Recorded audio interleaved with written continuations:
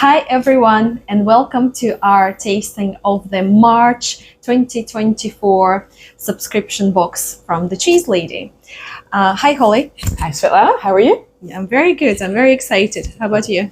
Yes, as always. Let's dive right in. So today we're going to try 4 cheeses. They are Montenegro, Cornish Yarg, Spenwood, and Gorgonzola Picante. So the first cheese that we're going to try is from Spain. It's called Montenegro. So shall we have a wee Let's have a look. piece of that? So it's a creamy cheese, goat's milk. So you can see quite a white paste. That tends to be the giveaway, right? With the goats, it's a bit more white in colour, yeah. Definitely. Goat's milk doesn't carry beta carotene through, so they normally tend to be kind of paper white or off paper white, so you can actually see that here. On the outside you can see it has a dark rind. Normally in goat's milk cheeses that's ash. In this case they actually mixed in some Penicillium Roquefort in, so the rind gives it an extra kick. So but it's your choice here whether you're going to eat the rind or not going to eat the rind. It just kind of depends on how much flavor you're looking for. So my piece doesn't have the rind. We also have one with the rind, which we can try later. So shall we have a wee smell of it and see? There's kind of nutty sweetness to it. What do you think? I'm getting mushrooms as well. Yeah, definitely. What about the one with the rind? Do you want to have a wee sniff of that? Let's compare and contrast, yeah. Oh, even more mushroomy. Yeah. Yeah, it's got this tang. Amazing. So nice full aroma. Obviously we've discussed the color, so that's goat's milk. Let's have a little taste.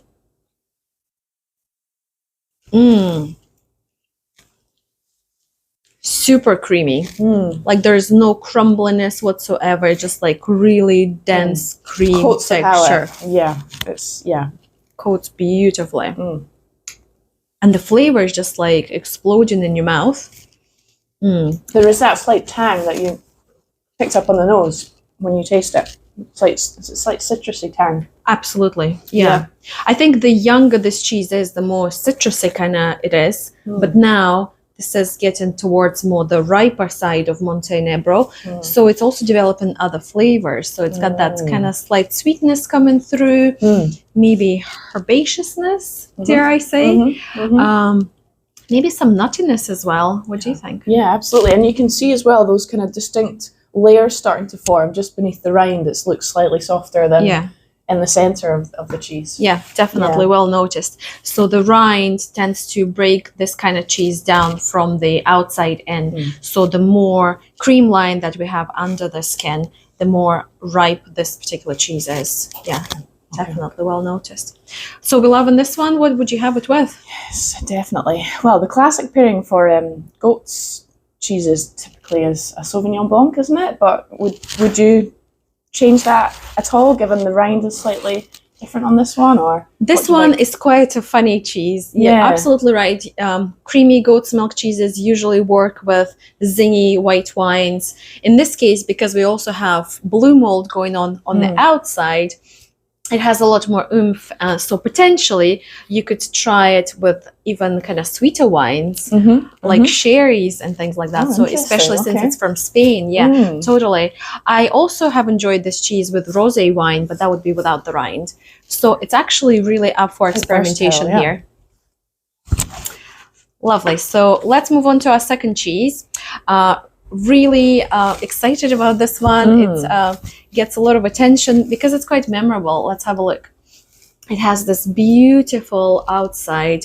This cheese is covered in nettle leaves. It's nettle leaves. I did wonder what it was. Yeah, look at that. I don't know if you can see that very well. Can you imagine how striking that would be on a cheese board as well? Can you imagine applying all of those leaves so you can just see all done by hand? By hand. Oh my goodness. Yes. Amazing. So this cheese is called Cornish Yarg. It's very famous. It's been around since I think the 80s. And Yarg actually means gray, spelled backwards. That was the guy who invented the cheese. I always thought yarg was like a measure, like a truckle or a yarg, or maybe I'm thinking of yard, but yeah. Yeah, I think that makes a little bit of sense, but yeah, in truth, it's the gray spelled backwards. So it's a semi-firm cheese. And how do we know it's a semi-firm cheese? If we press on it, it kind of bounces back a little bit. Oh yeah, there's a little bit of spring in it, isn't there? Yep. Also, would you say it's a little bit crumbly? So, it looks it, yeah. Actually, look, it's pliable, and that's how we know it's semi-firm as well.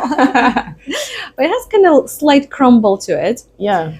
In terms of color, I would say we're definitely heading towards more kind of golden. Maybe like deep cream rather than golden here in this case. So we know it's cow's milk then. I skipped the aroma. Very gentle. Yeah, I was going to say, it's quite mellow. The rind smells a bit more, obviously. It has more kind of mold activity going on. The rind you can potentially eat because it's all natural, it's just nettle. Oh, really? And it does have a little bit of mold growing, like on brie, you know, it's kind of fuzzy white. Yeah, you can see it's sort of white, isn't it? So that's the mold coming through, is it? Yeah, because it's super natural. It also sometimes goes onto the open bits of the cheese, which is completely normal. Yeah. That's what happens with cheese. It's not dangerous. That can be cut off or it can be even eaten and enjoyed. It's completely up to you. Okay. Really. Let's have a wee taste.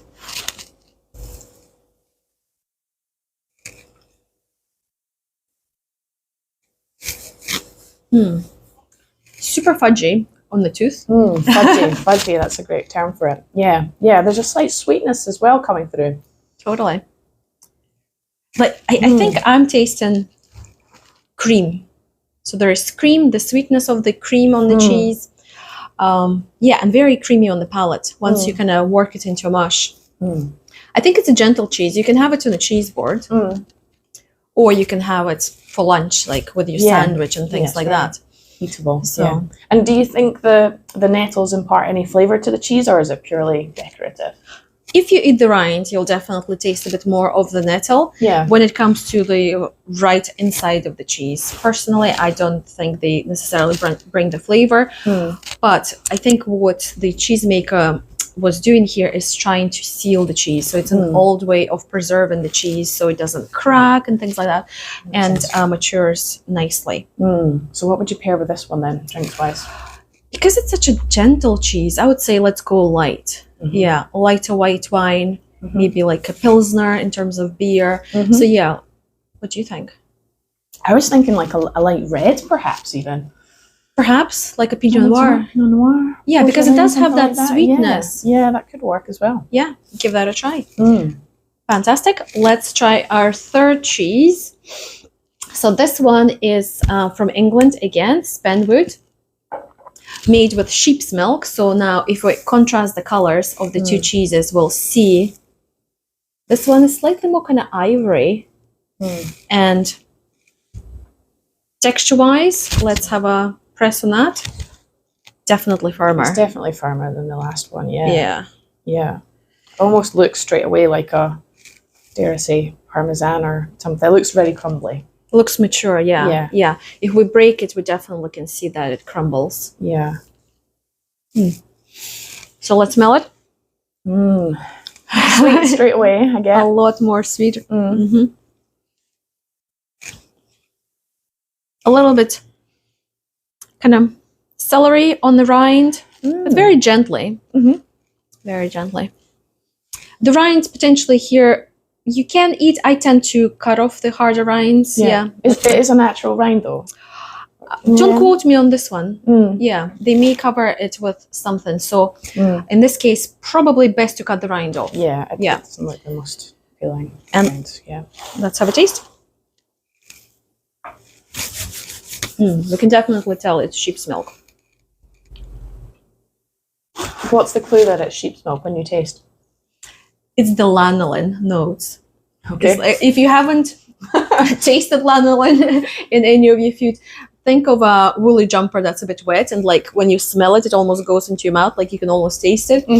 So that, I think, if you can perceive that in the taste, definitely sheep's milk. But it's like very sweet and kind of almost a little bit oily, because sheep's milk is a little bit richer than the other milks.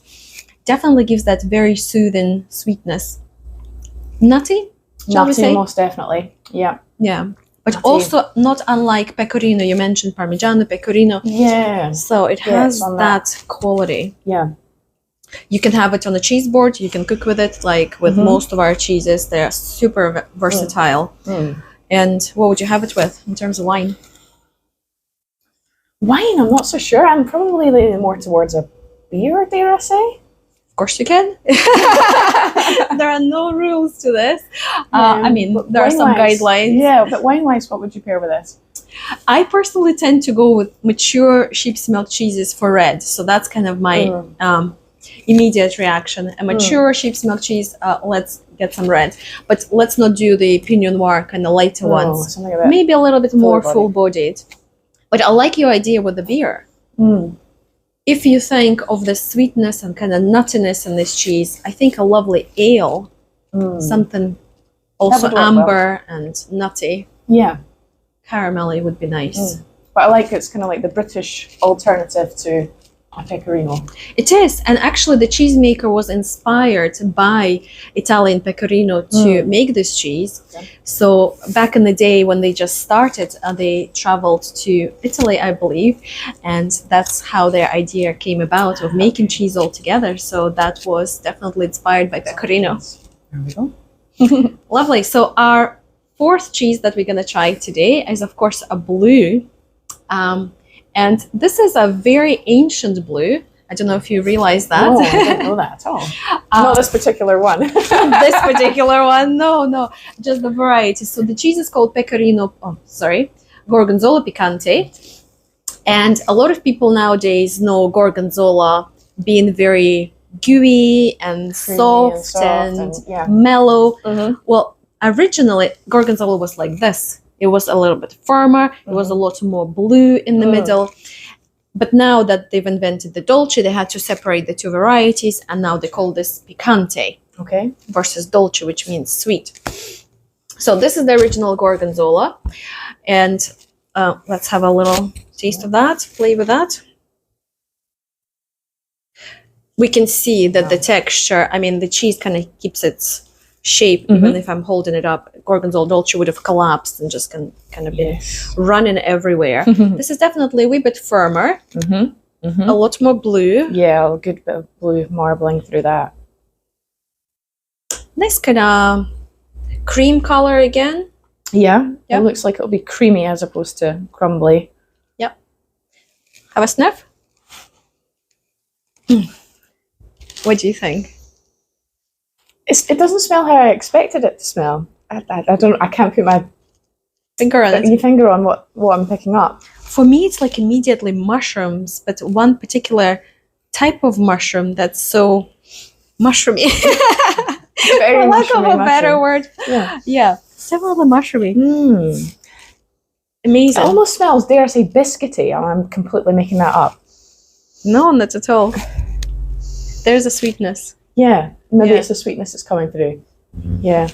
Well, I hope our listeners and viewers at home will smell it as well and discover something else. Whatever you smell, by the way, is completely accurate because that's your sense of smell. So your experiences with food. Let's have a try.